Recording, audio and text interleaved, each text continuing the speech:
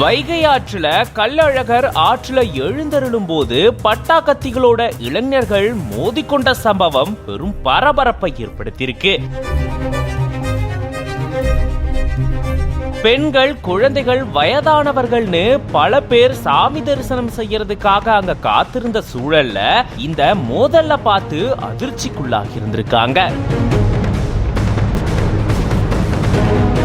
மதுரையில சித்திரை திருவிழா வெகு விமர்சையா நடந்துட்டு வருது. கள்ளழகர் வைகை ஆற்றுல எழுந்தருளக்கூடிய நிகழ்வும் நடந்திருக்கு. ஆற்றுல கள்ளழகர் எழுந்தருளினதுக்கு அப்புறமா அங்கிருந்து புறப்பட்ட உடனே அங்க வந்திருந்த இளைஞர்களுக்குள்ள வாக்குவாதம் ஏற்பட்டதா கூறப்படுது. பலத்த பாதுகாப்பு போடப்பட்டிருந்த சூழலுமே இவங்க பட்டாக்கத்திகளை கொண்டு ஒருத்தரை தாக்குனதா கூறப்படுது. இப்படி இளைஞர்கள் அங்க மோத ஆரம்பிச்சிருந்திருக்காங்க. இந்த நிகழ்வுல மதுரை மட்டும் இல்லாம தென் மாவட்டங்கள்ல இருந்தும் லட்சக்கணக்கான மக்கள் வந்து கலந்துக்கிட்டாங்க. இப்படி திடீர்னு ஆற்றுக்குள்ள இளைஞர்கள் பயங்கர ஆயுதங்களோட மோதல்ல ஈடுபட்ட சூழல்ல இத பார்த்த பொதுமக்களும் பக்தர்களும் அதிர்ந்து போயிருந்திருக்காங்க. அப்போ மூதாட்டி ஒருத்தங்க இத பார்த்து மயக்கம் அடைஞ்ச நிலையில உடனடியா அவங்கள மீட்டு ராஜாஜி அரசு மருத்துவமனையில சிகிச்சைக்காக சேர்த்திருந்திருக்காங்க. அதை தொடர்ந்து இந்த மோதல்ல ஈடுபட்ட இளைஞர்கள் யார் அப்படின்ற விவரங்கள் தெரிய வராத சூழல்ல போலீசார் இது தொடர்பான விசாரணை